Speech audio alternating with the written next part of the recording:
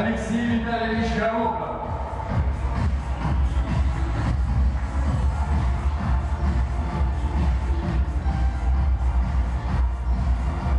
Также грамотой Федерации спортивной борьбы России награждается Сергей Анатольевич Кулаков.